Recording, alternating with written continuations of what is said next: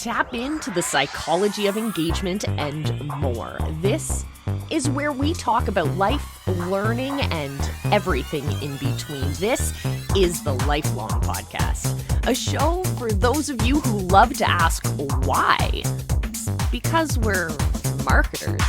It's because we're coaches. It's because we're change makers. Each week, we dive into the big questions and explore the psychology of engagement with strategies, tactics, and special guests along the way. Now, here's your guide, the visibility hacking queen herself, Coach Molle. Hey guys, and welcome back to the Lifelong Podcast. I'm your host, Coach Molle from visibilityhacking.com. And as per usual, my friends, I'm so glad you're here. Today, going to have a really great conversation, as we always do on our Thursday episodes. So if you love this conversation, or if you've loved our conversations in the past, I would love if you guys would rate, subscribe, download all of our episodes, and also share this with a friend. Why? Because conversations are better when we're together. So as I've already said, I'm Coach Molle. Find me on all of my social platforms. I'm just going to jump straight into it because we have a really cool guest today. And we're going to go on a little bit of a journey that I think is going to connect with a lot of you guys listening at home today. We've all had bad bosses, and we all should be listening to the one and only boss himself. But before we dive into any of that stuff, I gotta introduce my guest, but I don't introduce my guest. So who are you and what do you do, my guest? So I am Jesse Jackson. I am from Dallas, Texas. I am not the Jesse Jackson, but I am a Jesse Jackson. Just to make sure that your guests don't go, wow, Molly got the civil rights leader to talk about bad bosses? That's amazing. I also want to jump in really quick. One of the main complaints we get about bad bosses is no feedback. And so, listeners, don't be a bad boss. Podcasting is such a lonely business. A lot of times we feel like we are just casting our thoughts and feelings out on the water, and very few people give us feedback. And so, going to iTunes or wherever you listen to your podcast, giving us ratings, giving us reviews, emailing us, just is means the world to us. I cannot tell you how happy I get when I get an email from saying, even if they said they hated the podcast, I'm like, okay, at least you listened. So anyway, Jesse Jackson, I am a call center director for a company called CoachNet.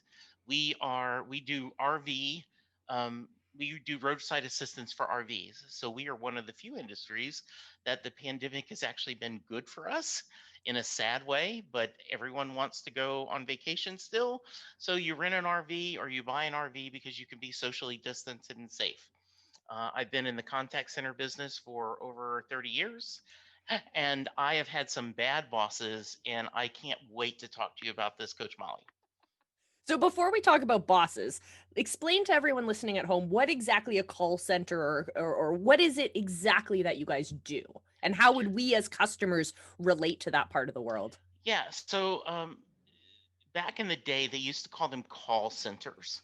Um, and and I just recently got in the habit of calling them contact centers because now then people talk to their customer service department by text, by email, by chat, um, you know, just all these different ways. So they've changed it from a call center to contact center. But we are picture the huge warehouse of cubicles with people with headsets taking, thank you for calling. Have you started your computer and have you turned your computer off and turned it on? Or, hi, can I have your customer account number? So we are the call center business is exactly every time you pick up and dial an 800 number because you have a problem with your bill, because you want to order something, because you are, difficulty on an order, anything, a call center person takes it. And so this is a huge industry. And there is still plenty of us in the US, though it does get the feeling that almost all of them are going to India or Manila. And I've had that experience as well. So that's what we do. And CoachNet is a company that provides roadside assistance for the RV industry. So let's say, Coach Molle, you decide you want to hit the road. You want to go on vacation. So you go, you buy an RV. Included in that purchase price will be a year or two of roadside assistance for us. So let's say your RV breaks down. You, instead of calling AAA, you would call us because AAA is not in the business of towing RVs. We also a lot of other services, but that's mostly it. So you're not just dealing with angry customers who are calling to complain, right? No, in fact, this now I've done that plenty of times in the past. I've managed technical support centers where people are calling to say, "Oh my God, I've screwed something up. You need to help me fix it before my boss finds out." I think almost every tech support call can be summed in that story. No, we are people are having a bad day when they call us because something has gone wrong. Either they've got a flat tire, they've locked their keys in their car, something has gone wrong, and then our job is to get them back on the road safely and moving on. So we no one, and this is a common joke, Molly, in the call center industry, is no one picks up the phone to say, "Hey, my order came in perfectly. Everything was perfect. Thank you so much." Or, "You know what? I ran this report. It did exactly what I wanted to do. Thank you." Or, "Just want to let you know, my car started up right away. My RV didn't have a flat. I'm in great mood. Just want to say hi. How are you doing?" You mean people don't call you to tell you, like, check out the view that I'm getting from my road trip? No, they don't. They don't. So you're clearly dealing with people who are having some kind of an issue that day. They're not in the most positive, helpful mindset. So you're having to deal with that stress. But then Yes. what happens when you're also having to deal with the stress from bad management, for example, or a overly hovering supervisor, for example? Yeah, the phrase I've said is too many managers, especially in the call center business, treat their employees like mushrooms. They Mm. keep them in the dark, they feed them BS, and they expect them to grow. That is brilliant. Um, and so I have, and yes, so um, when you and I have seen bosses that only share when you do something wrong, Yeah. right? And despite all this, look for something right and do a positive thing. It is easy to do. And one of my favorite stories, Molly, is I was giving a performance appraisal to a employee, and I said, "Gosh, I hardly ever talk to you. I just want to let you know you're doing a great job, and I really appreciate you." And she said, "Oh, I know. I used to work in a daycare." Like, I'm sorry, I don't understand. She goes, "Well, when you work in a daycare, you ignore the good kids and you spend all your time with the bad kids." Yeah. So she figures, I figured if you're ignoring me, I'm one of the good kids. And I said, "Yes, but that's sad. That you shouldn't have to do that in your mind to justify why your manager isn't visiting with you very often." Yeah.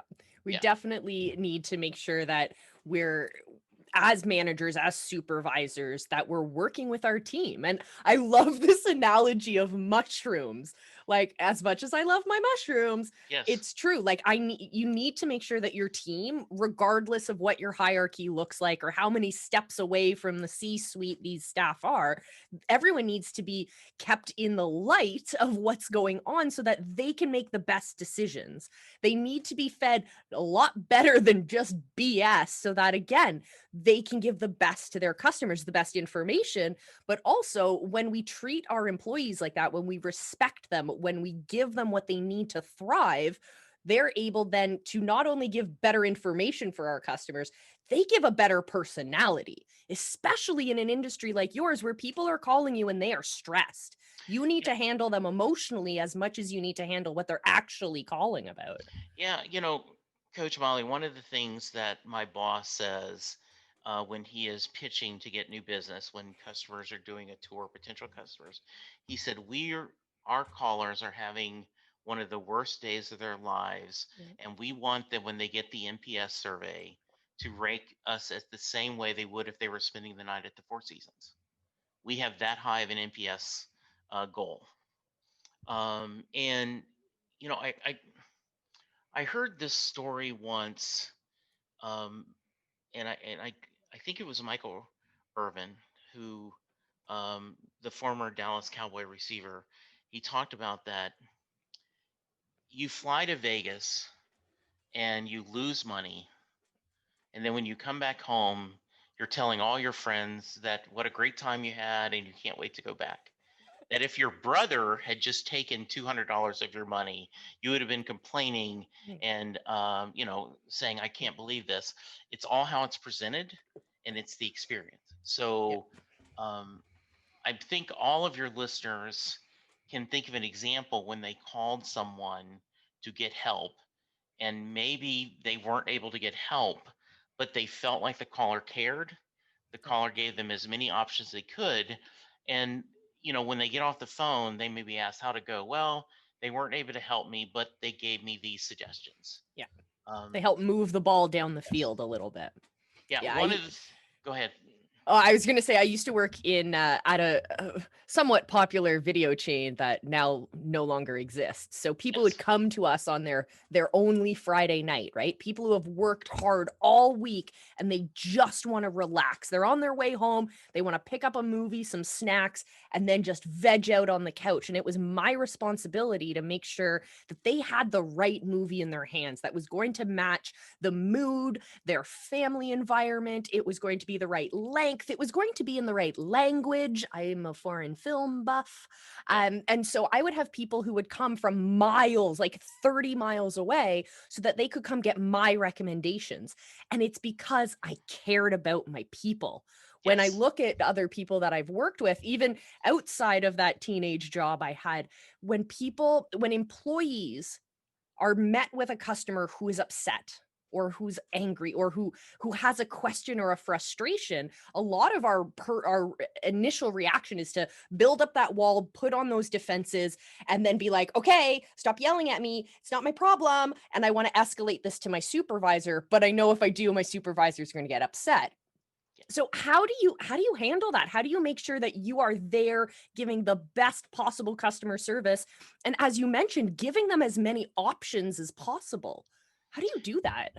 So a lot of this is, we have training is incredibly important. Learning and performance, mentoring, however you want to call it. A couple of things that we specifically, bring up is that, um, I personally get very angry when I call, someone can't help me, they give me no options, and because of their script, they end the conversation. Well, is there anything else I could do for you?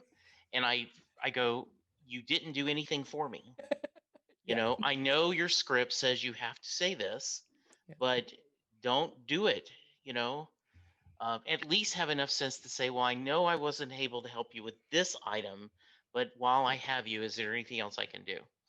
Um, so quick question, Molly, and this is, I warned you beforehand, I can go off on tangents. So my son is now 31, but when he was a teenager, his mom, my lovely bride, we've been married 35 years, and I fought all the time because my business is looking for a way to say yes.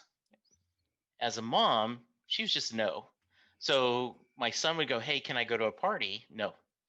And I'm like, well, let's think about it. Yeah. What can he do to make it so that you'd be comfortable him going to a party? Yeah. Jesse, no. I'm just saying, but I was always like, let's look for a way to say yes. And so I think that's what I stress to my people. Look for a way to say yes. Um, Try to, and I know this is cliche, but be empathetic. Put yourself in that position and listen to yourself. Don't be afraid to, say, well, I can't do this, but what I can do is this, and then explain. Sometimes bad news is better if you explain what's going on. Mhm. For example, someone may be upset that, oh my goodness, the people, I ran out of gas. Someone's bringing me 5 gallons of gas and they're charging me $5 a gallon. I mean, this is ridiculous. It's highway robbery. And and we'll go, well, the total cost of having someone come out and bring you the gas was $250. You had to pay the gas, which was 20 bucks. Oh, okay.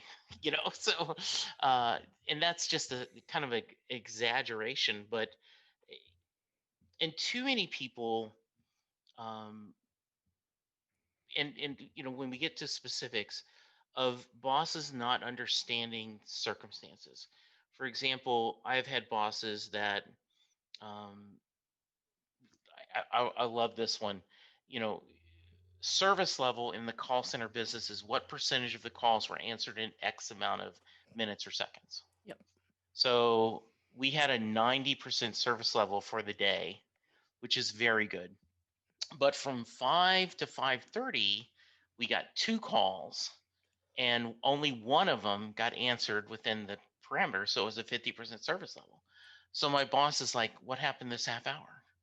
Like, okay, um, we had it for the day. It just worked out. Yeah, but what about that specific half hour? I'm like, come on, Yeah. you know, just circumstances, and not in a way of, oh, do we need to adjust shifts or changing thing?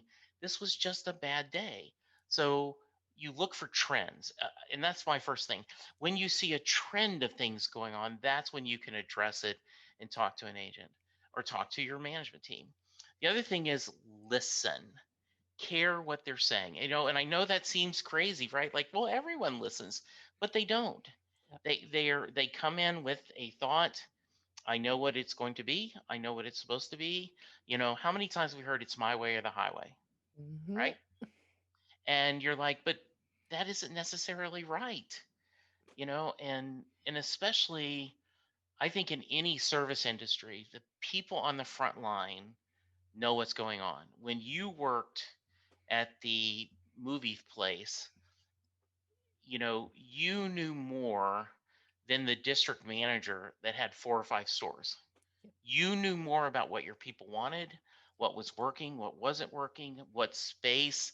This was a waste of storage space. We're not going to sell this stuff, and what we should have been doing. And did anyone ask you? Maybe, maybe No. not. No, because it's on our job descriptions. That's not in my job description to make decisions like that.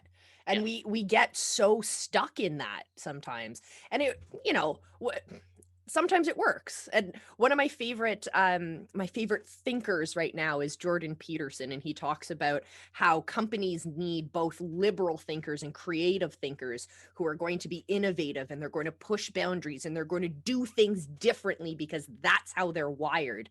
But if we just had those innovators, we wouldn't actually be able to move forward with our businesses. So we also need the manager types, the people who are going to stick to that schedule, stick to that framework, stick to the rules. But again, if we just had people like that, our businesses would stagnate and they wouldn't move forward because we'd just be stuck with the rules. So instead, we need those two opposing forces to be able to adjust and to move forward. We need the managers to ring in the innovators a little bit, and we need the innovators to push those boundaries for those managers. And when we do that, when we radically think different about the way that we run our companies, we actually can start asking people who are at the bottom of the totem pole, quote unquote, what their thoughts are. Crazy idea. They deal with our customers.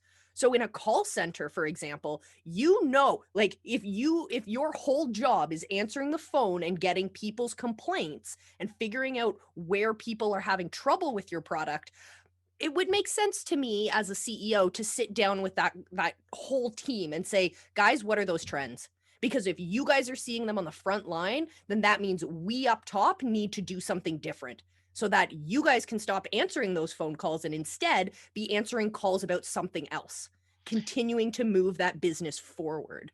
And that's so true. And the I want to address that you talked about, like the two different personalities.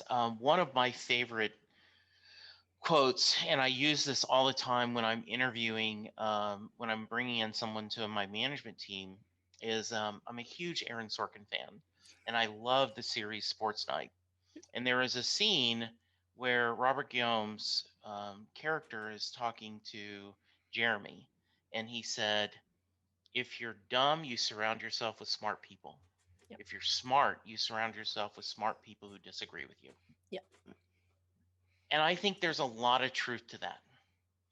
That and that's part of being a good manager is listening. Now, Molly, there are times sometimes where as managers we have to be dictatorial. Yep. This is the rule. This is our decision. I already make it. We There's no need to have a discussion. This is what's going on. Yep. And I've had that in the past where I've gone to my team and said, okay, upper management asked us to find, you know, X amount of dollars reduction for next year. I can do this two ways. I can have your guys help, or I can do it on my own. But understand, we can't debate on the amount of money we're going to find. That's not an option. We can now, if you want to spend 10 minutes talking about how it's unfair, they don't understand. We can vent all that out, and then once we do, let's get to doing what we have to do and making tough decisions. Yeah. That's kind of my management style. Is I understand sometimes you do need to vent, and sometimes you need to, but then you got to go. We have a rule to do. And then there's other times, Molly, where I go, okay, what do you guys think? Because if you guys come up with a plan and we all agree with it, okay, let's try it. Let's go forward. And the worst that happens is it doesn't work. And then we've learned that it didn't work and we can try something else. Yeah. I Since we're talking about my history working in movies, one of my favorite movies of all time is Apollo 13. I have been obsessed with that movie since I was a kid for many reasons, but the part that keeps coming back to me when I'm in a place of challenge, either I'm dealing with someone, a customer who's having a hard time, or I'm managing a team that's having a hard time, or I'm that supervisor in the middle and I have to tell my staff that I'm sorry guys, there is no conversation. We have to do X, Y, and Z, and we have no control over that. I always think back to the moment in Apollo 13 when, what was it, the air filter breaks or whatever, and they're up in space. They can't complain about it. Complaining is not going to get them anywhere. It's going to use up their precious oxygen. They need to figure out how to do it. So everyone puts their head down into that problem and starts to come up with a solution instead of whining about it, instead of passing blame around, instead of giving up and storming out because, yeah, nobody was listening to me. Instead, everyone was so focused on, all right, what resources do we have? How do we do this? How do we do this together? And I think that has followed me with the way that I manage my staff and I work with my teams. So you've told us about, crappy bosses in the past. What So what I Yeah. did want to jump in just because the moment you mentioned Apollo 13, I thought of the scene, and we did not talk about this in advance, where he says, we need to have this, and for those of looking, I'm holding up my phone, you know, fit into this, and I'm holding a coaster, and then he throws everything on the table, and Yep. this is all we have. Yep. And I have played that clip for my team many times to say, right, we have a problem. This is our known solutions. Easy to say, well, let's hire 5 more people. Yep. Or, we should quit doing that.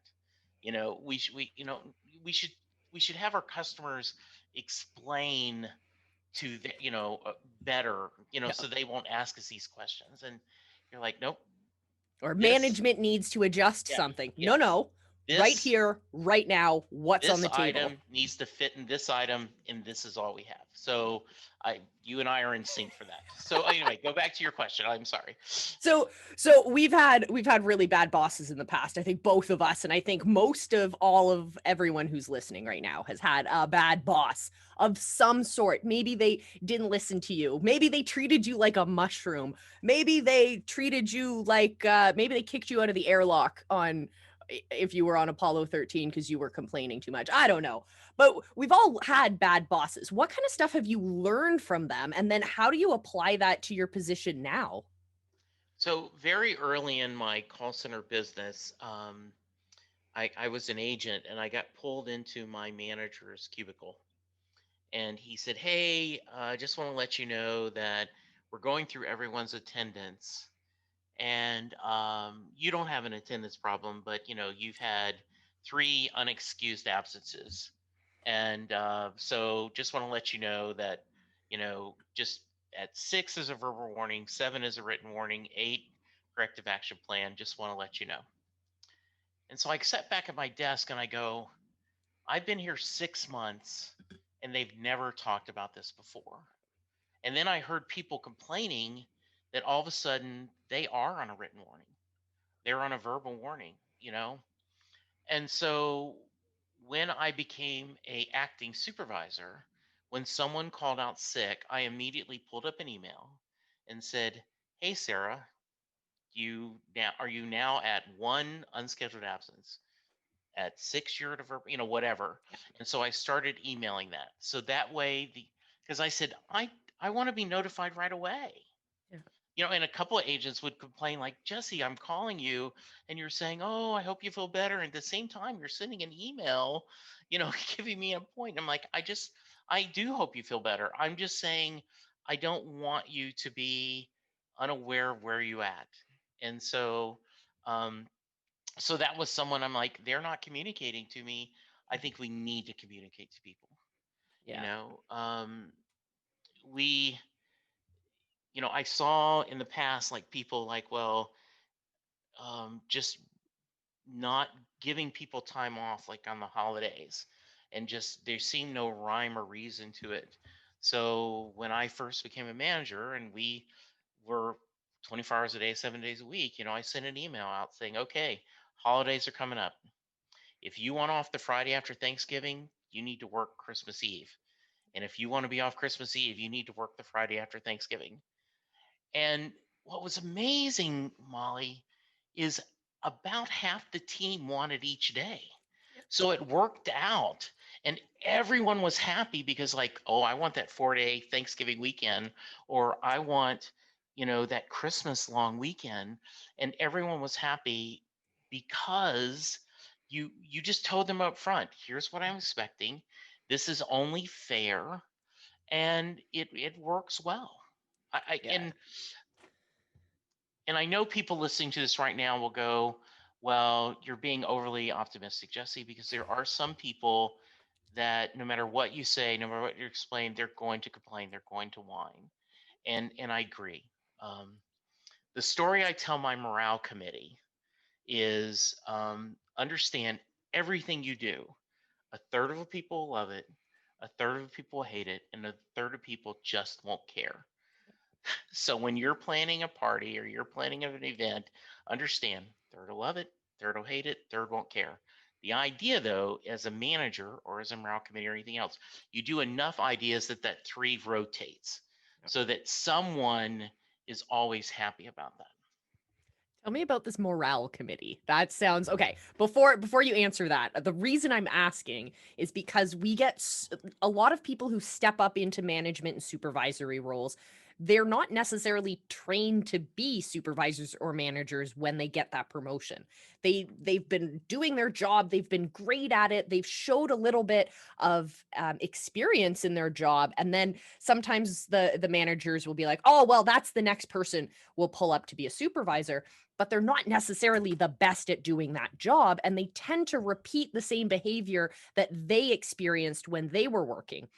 And then we get a lot of, oh, well, you can't have that holiday because that's not how we do it around here. Instead of taking that different idea, like you were mentioning, and saying, wait, there's no harm in sitting down with my team and asking for their input. I can still overrule them, but asking for their input, crazy idea.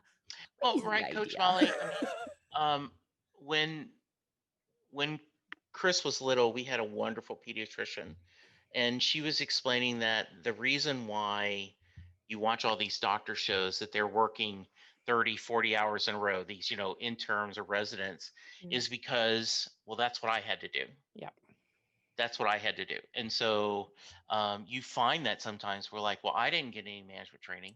I exactly. got thrown in the deep end and I was told to figure it out. Um, versus, um, I have 3 new managers on my team. We had some internal transfers. It was all good things. So I promoted 3 people. Um, and, we're going through training. And I just had a training last week of how to coach agents Yeah. and what's the process of how to positive reinforce. And then when you have to move into discipline, how to do it. And so each step of the way, and a couple of them says, this is a lot of work. And I go, yes, it is. Mhm. It really is. But you can't, Mhm. um, what happens if you don't do this is, well, Molly's having a bad day. Okay. Then a week later, well, Molly's usually good, but she's just good. And then after a couple of months, like, Jesse, Molly needs to be fired. Yeah. She's just horrible. Well, have you talked to her? No. Okay. Have you told Molly she's not doing it well? Yeah. I,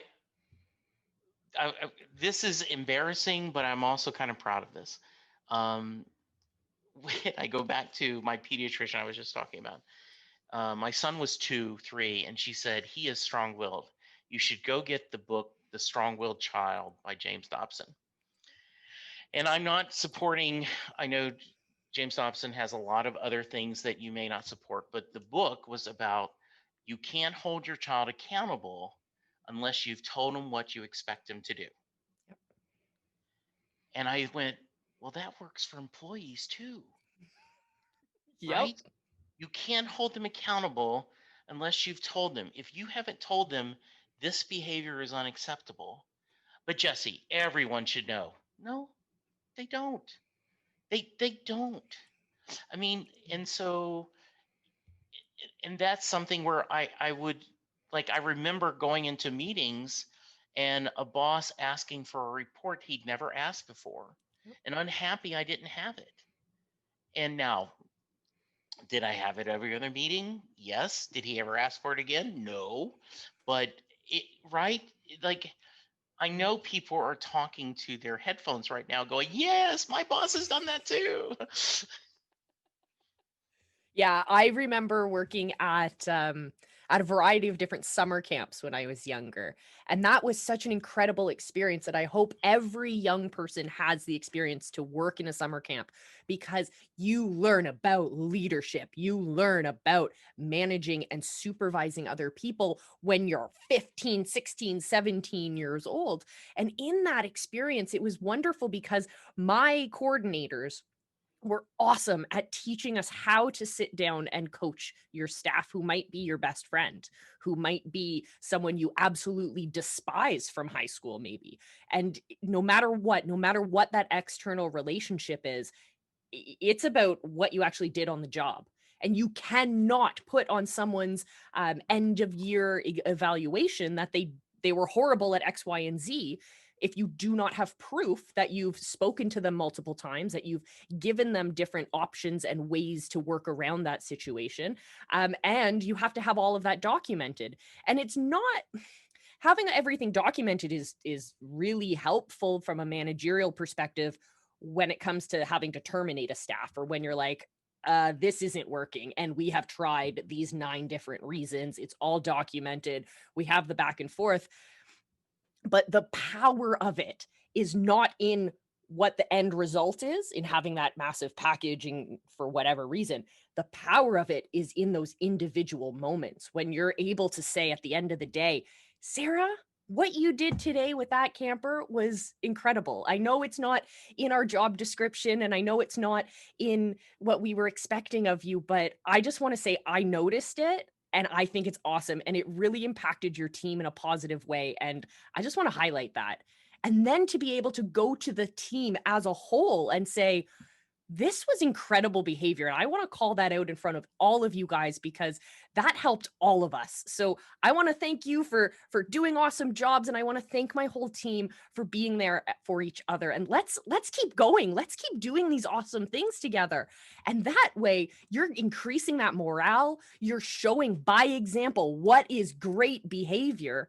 And if say Sarah wasn't doing something great, she did something that maybe she yelled at a kid, or she did something that she shouldn't have done, having that same tone of voice to say, hey, I saw what was going on.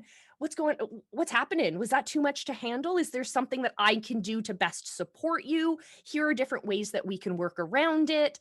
Have we talked to the other teammates? Maybe there was something else that was happening that I didn't see. Or that's a working at summer camp is a very much I see you see kind of job, but a lot of jobs are based on data. So you're why didn't this call get answered like we mentioned before? It's asking for that added information from your people. Will be able to say, by example, we're not going to do this, but as a team, let's come up with that solution together so that we can support each other if this happens again. What do you think about that? I totally agree with that. And so a couple things. One, I can't tell you how often someone has come to me and said, well, John's always calls out on Fridays. Okay.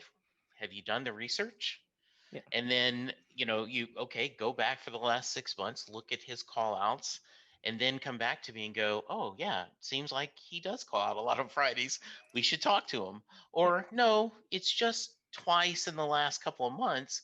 And so you're sticking to that in your mind, right? It's suited. I did want to talk about one of the things that I'm really proud of my company.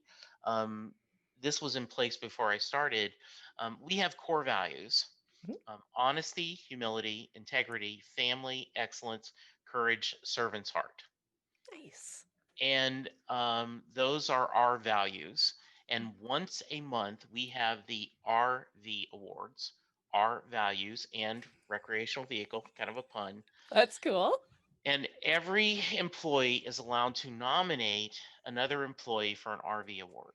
And then we we we pull everyone off the phone that we can, and we give out a certificate and a little magnet that you won an RV award, and we read it and we celebrate our values. And it's just something. It is a way to say, you went above and beyond helping a client. You did a beyond on helping a teammate. And so that was in place before I started, and that's when I knew, maybe I found a work home that will work for me for a long time, that they value that much. Oh, I love that you say that you found a place that you want to work for a long time, because so often when we're in these types of employment, we're not thinking long term. We're from an employee perspective, and managers are like, they're not thinking long term. So I'm not going to fall in love with my employees. I'm not going to pour into them because they're just going to turn around and leave. But instead, when you focus your organization on those values and on increasing or on pouring into your employees, when you focus on that, not just the numbers, not just performance, I think that's when you can really lock in that relationship with your people. When they go, I'm so much more than just someone answering calls to this company. I have an opinion. I have impact on this company in a positive way. I think that's really powerful. I do too. And, I talk to my agents and talk to my teammates, like, understand that work is not a church. Mm, So, you it's okay if you leave this job. yeah. I don't want you to leave, but I understand that most people will have multiple careers. My job is to make you as strong as a teammate as I can, whether here or in the future. And we all have nice moments, and I'd love to hear after I tell you this one if you have one to share with me, Molly. But I was a lady had been a manager for me, and she had totally changed jobs. She had went to be a massage therapist, and they called her, and the manager of the spa where she was working quit, and so they went to her and said, we want you to manage temporarily. And she called me and said, I don't understand. I'm like, well, of course, you've got management experience. You're obviously good at what you do. And so you're a perfect choice to do this. And I don't know if you want to do it, Gina, but if you could, you're going to do great. And she said, that's what Andy, which was her husband, said, but I needed to hear it from you. Thank you, Jesse. And Oh. I went, okay, maybe this management thing's okay. Yeah. Yeah. Yeah. Yeah. So I spend a lot of time working with young people in high school and university or just coming out of university. And for many of my staff, it was their first job Right. or their first like job that they were passionate about. And so it was really exciting. And first off, you know that your staff aren't staying for the rest of your life. They're part-time jobs, they're seasonal jobs. They're not career building, career long-term career kind of jobs.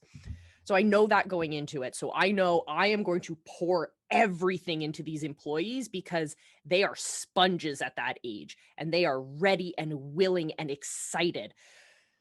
So I'm not going to tell you about my staff. Instead, I'm going to tell you about one of my participants. This was long, long ago when I was first getting into this and I was first becoming a supervisor in this world. And this one kid was having a really tough time in our program. He wasn't making friends. He was acting out. And so I was like, okay, how can I work with my people? So I talked to my team and I'm like, okay, is there something we can do? We weren't really coming up with answers. So then I was like, okay, I'm going to think outside of the box. I'm going to talk to the mom, the kid's mom. And instead of saying, we have a problem, I was like, hey, I noticed something happened today and I was wondering what your opinion would be and what kind of resources you would have if this happened at home. And the mom was like, that was the most incredible question that anyone has ever asked me. Usually they want to point fingers and say that the problem is my son. I was Hmm. like, no, no, no, your son's great. Your son is awesome. I just want to make sure that I'm creating the best experience for him and for everyone here. She was like, that's incredible. We chatted for hours and hours and hours, and or maybe 2 hours. And then the next day, I decided that I was going to approach the situation completely differently. And so I told my team about what my idea was, and they kind of rolled their eyes. They're like, I think that's weird. And then I sat down with the kid, and this kid's deepest passion is Doctor Who. And he was being bullied with by the other kids in the group. So I just sat down with him and I was like, you like Doctor Who? I like Doctor Who. That's really cool. Do you want to draw me a comic? He was like, yeah, totally. So he's drawing, he's keeping to himself, he's having a great time.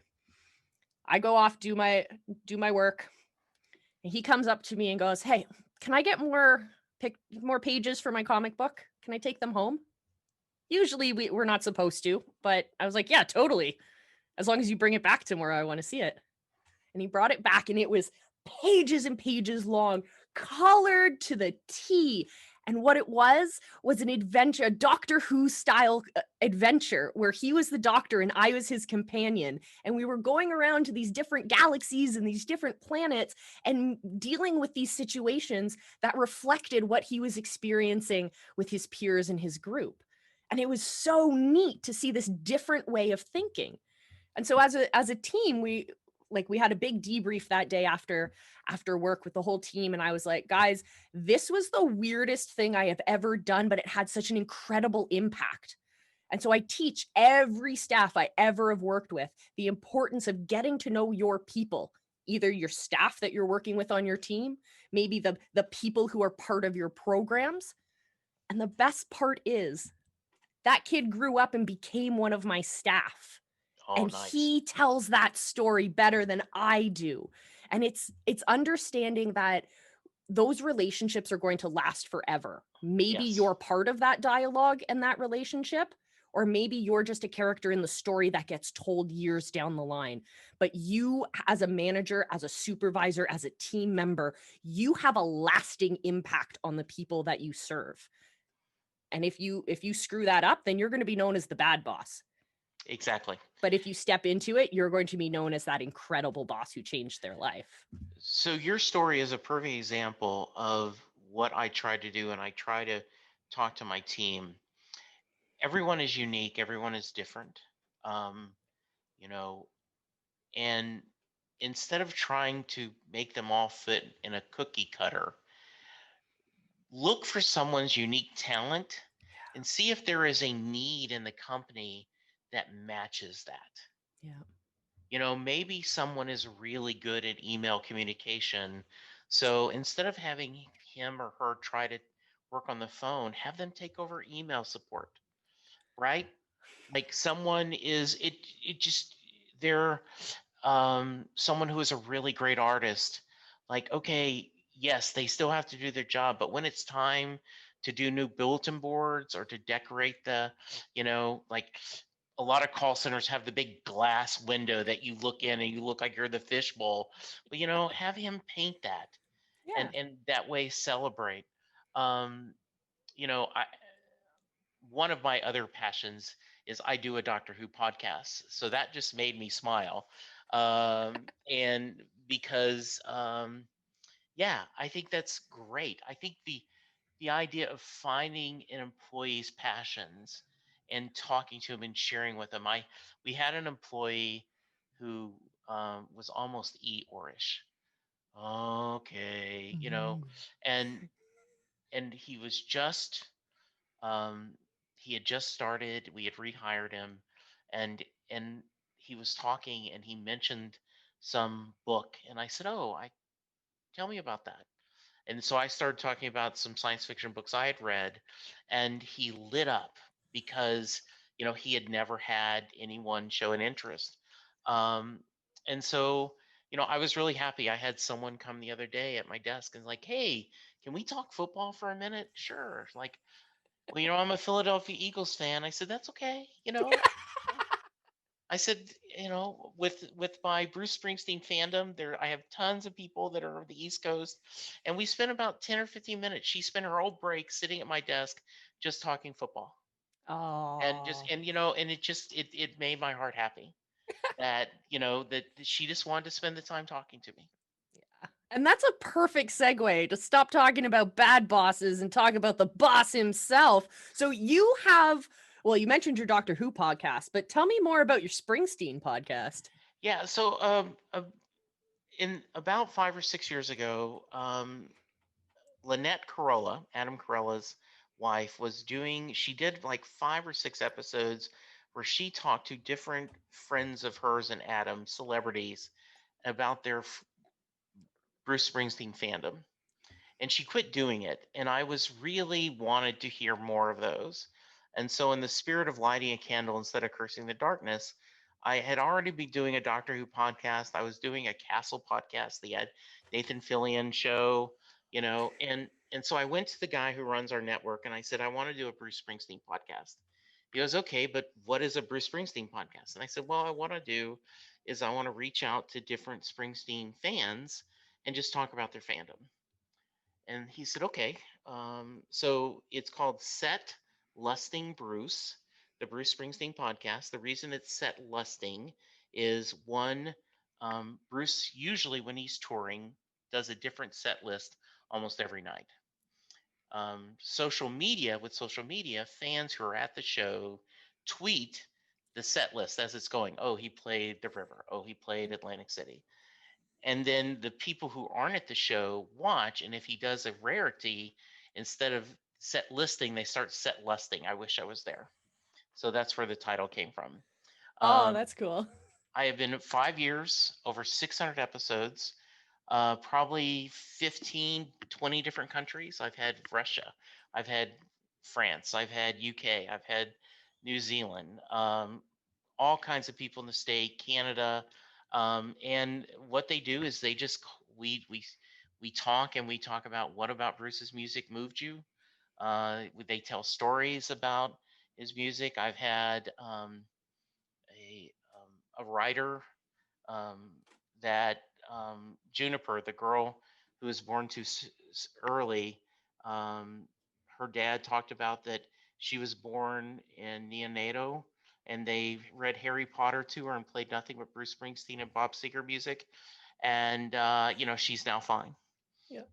I've had different people, and so it has turned into just this labor of love, and where there's this whole network of people that we share the power and the magic of music.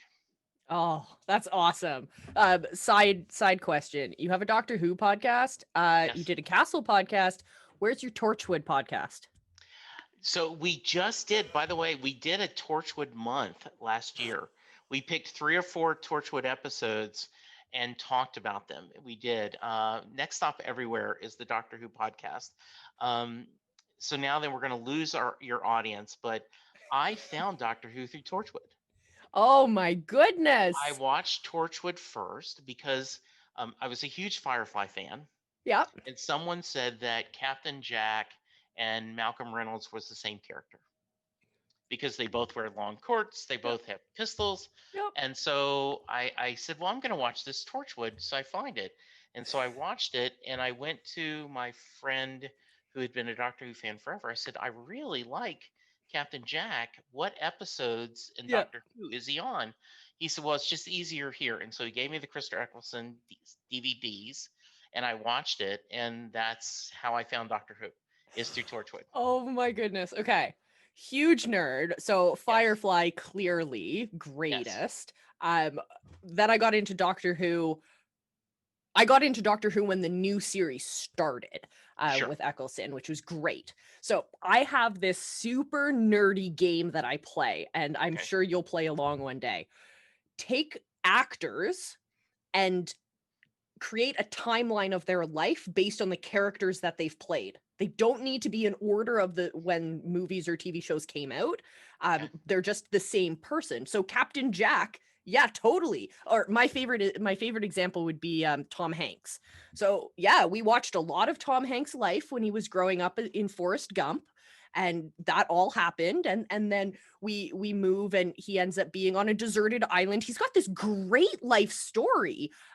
So I love to play that game with sci-fi characters because there's so many of those actors that keep appearing in different series, and it just makes the whole world a little bit more wonderful, I think. It is. Yes, absolutely. So who's your doctor? I have to say Eccleston's my doctor because he was my first. Sure. Um, but I have to say my deep love and respect for Doctor Who comes from the fact that it is the best written storyline ever, like at its absolute basic, because it is a show that will never, ever, ever go off the air. Or it may go off the air like it did before, but it will come back.